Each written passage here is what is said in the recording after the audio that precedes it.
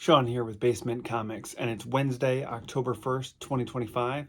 So Hank and I are going to jam this U2 record as we pedal up to our shop for the first ride of October to pick up our new books this week. So let's hit the trails.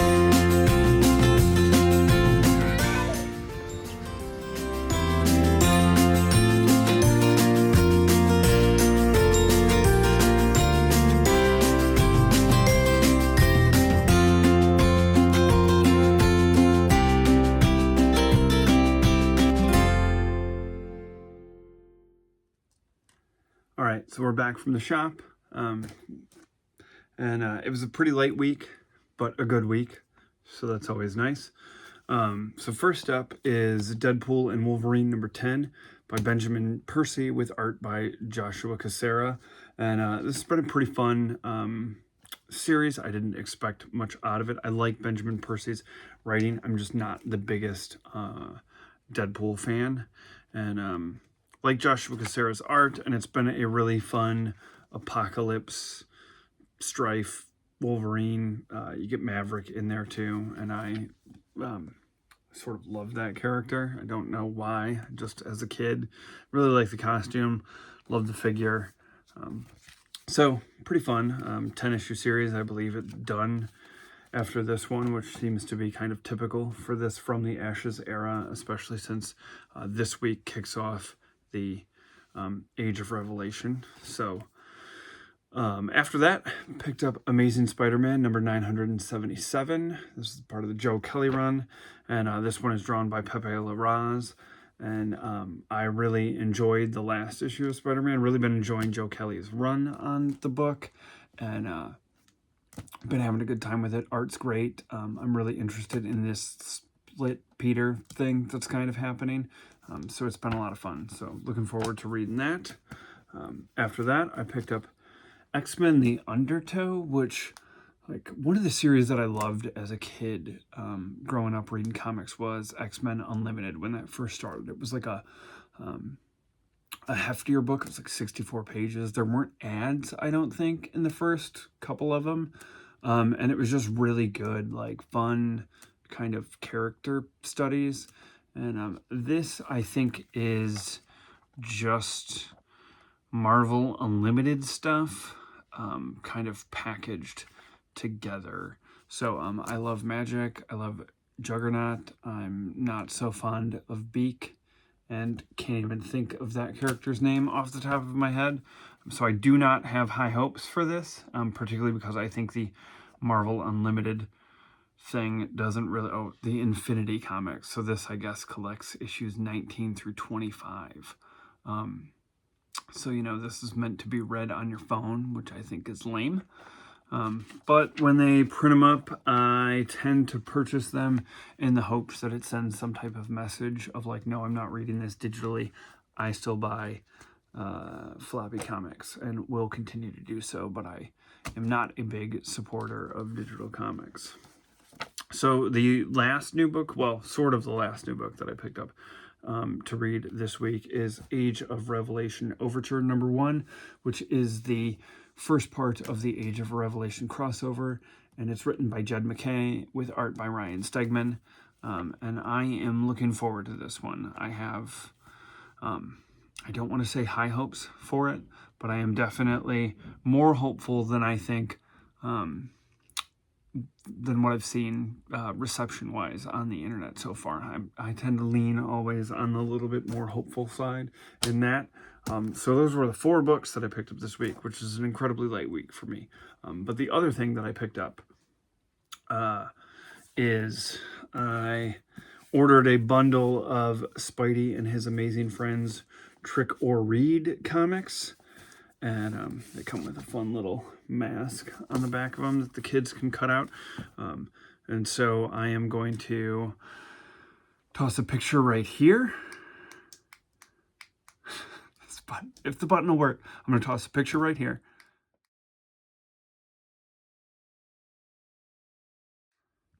And that is a photo of the setup that we do every year for Halloween. We set up a table at the end of our driveway. Our neighbor's really into Halloween, and he passes out full-size candy bar. We're trying to liven up our end of our neighborhood street by getting kids more involved and definitely make our street in our neighborhood a destination. So we, my wife and I, we put out a table. We put comics out on the table. I have 2 spinner racks. I bring out one of the spinner racks.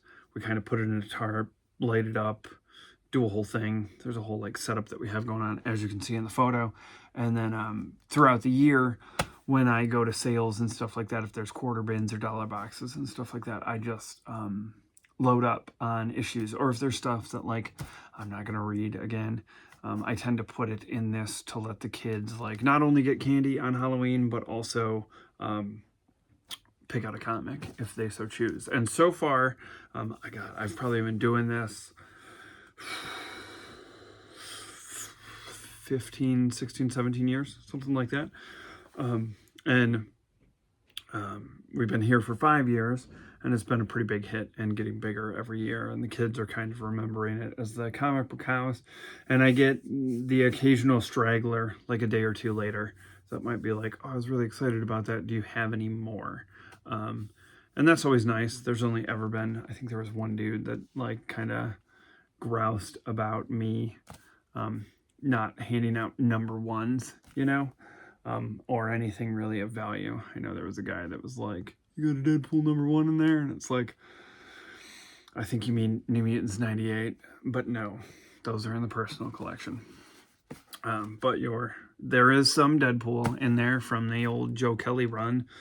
So if I stumble upon stuff, but these ones I specifically get for the little kids that come by to try to get them, to try to hook them. I even, we spent time at the shop today stamping them with our stamps, with our shop stamp, so that they know where to go to pick up books if this is what sinks their claws into them. So that was our ride to the shop, and this is the portion of it where I will say, if you enjoy what Hank and I are doing with this channel, please like, comment, and subscribe. It would help immensely.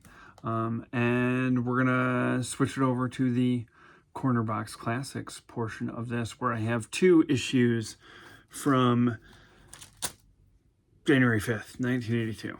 So let's get to it.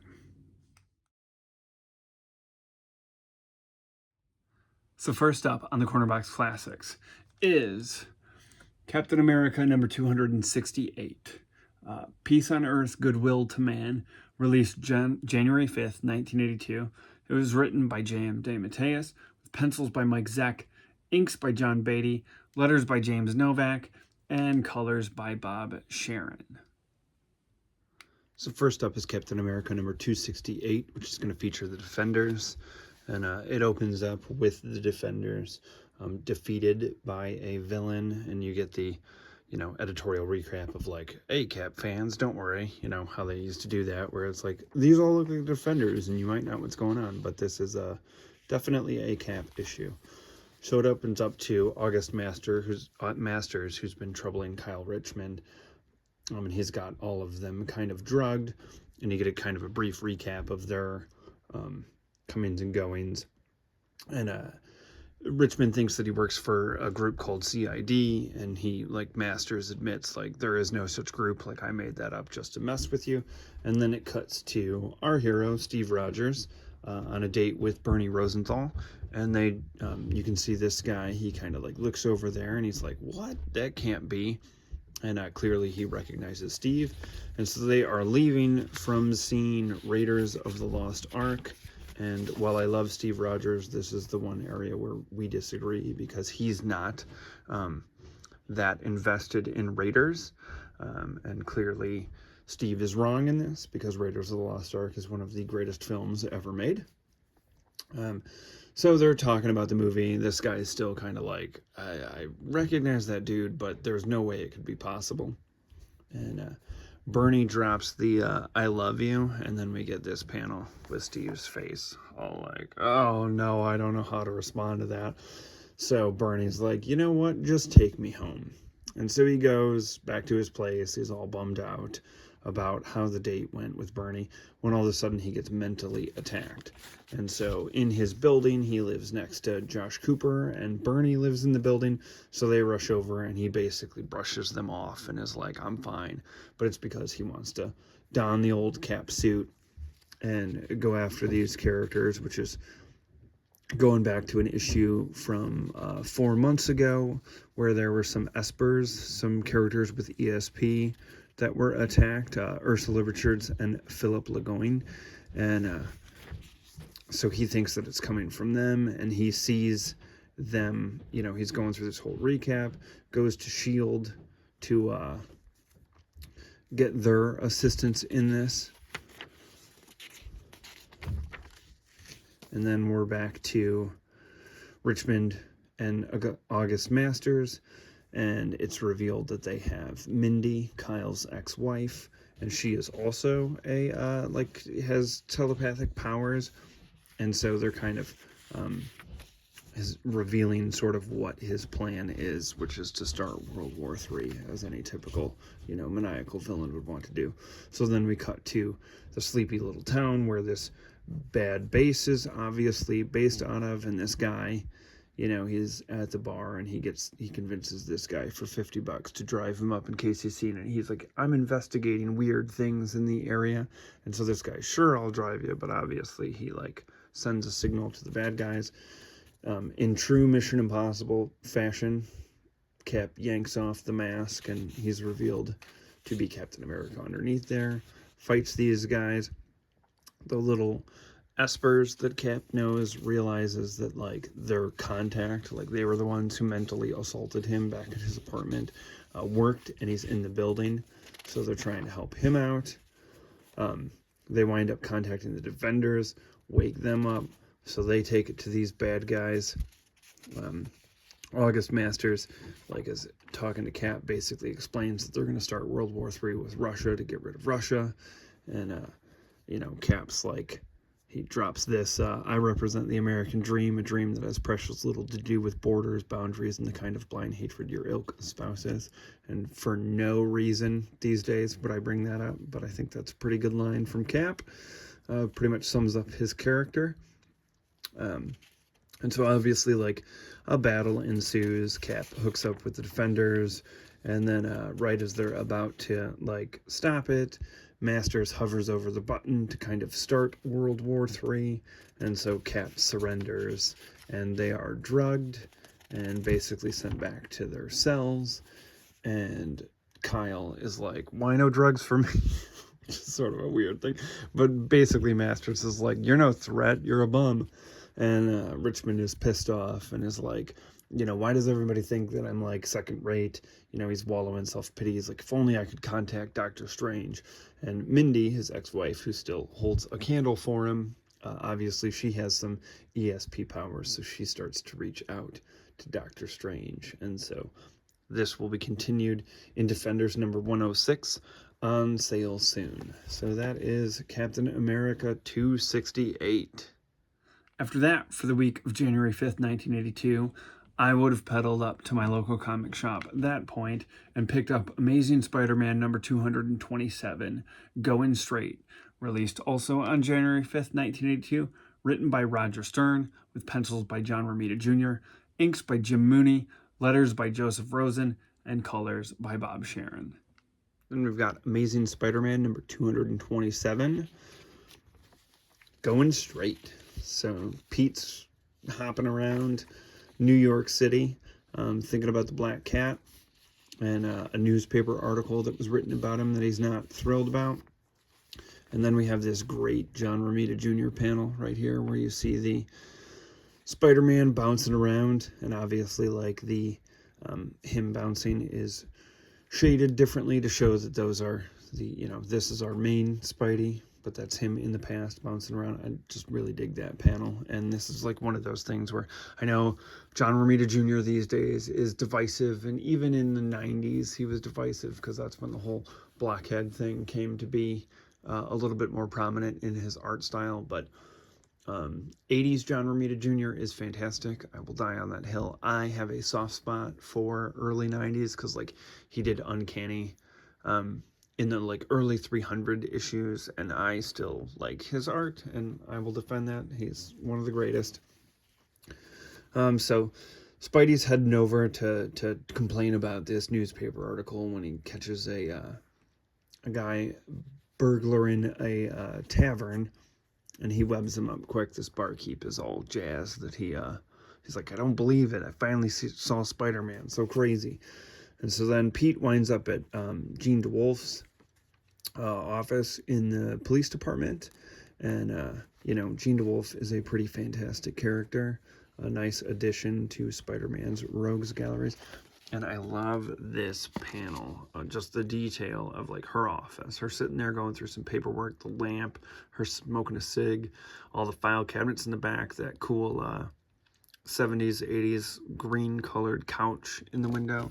So Spidey hops in, and he's a little bummed about how the Black Cat didn't get any mention in crashing that underworld party.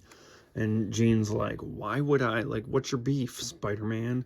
Like, why would I, she's a felon. Like, she escaped from a hospital. Why would I associate her with you in this paper? And Pete's pissed because she's trying to go straight. And Jean's like, dude, what's your angle here? Like, why are you, like, so, okay, like, clearly she puts it together that there's something going on between Black Cat and Spider-Man.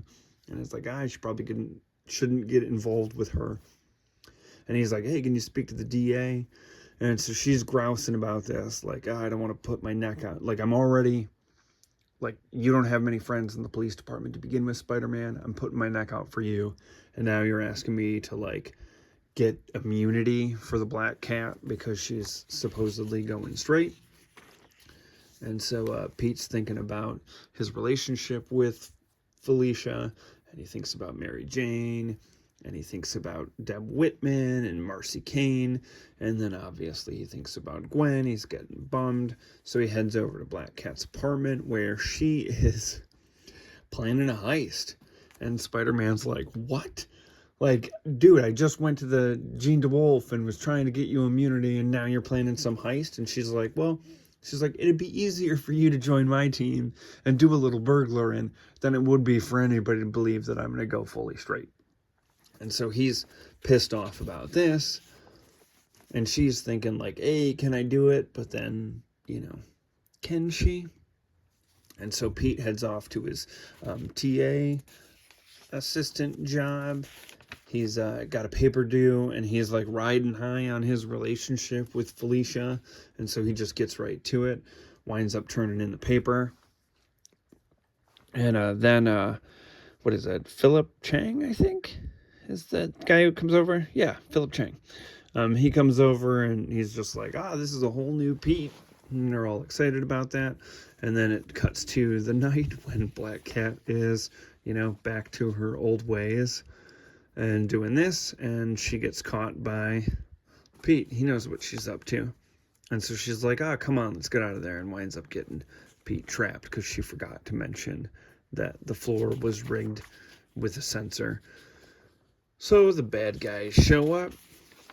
They're pissed off about getting robbed, as they would be. So a little battle ensues between all of them. And Pete eventually stops Felicia from getting away, webs her up. She dives into the drink. He goes in after her, but he's been shot in the leg, so he's a little hindered, and he can't find her. And that's when Jean DeWolf shows up with, she actually did wind up making the call to the DA to try to get immunity for Felicia, and she brought the paperwork, and she gives it to Pete, and he throws it over the side all bummed out in a great 3-panel. Like, that's perfect. You see the paper's fallen and landed in the water. So that's how that ends with Felicia not going straight. So that is Amazing Spider-Man 227. So those were the 2 books that I would have picked up for the Corner Box Classics. Thor, number 318 was also released January 5th, 1982, and I was hoping to catch that, pick up that issue at a con that I went to over the weekend, but no one had it. So I am still holding out hope, but I have 319 forward. So if I stumble upon a copy of 318 before I get to 319, I'll toss it into one of the other weeks, and we'll just pretend that I picked it up a few weeks late on my pedaling journeys in 1982. And then Micronauts number 40 would have come out January 5th, 1982 as well. And I do have that issue.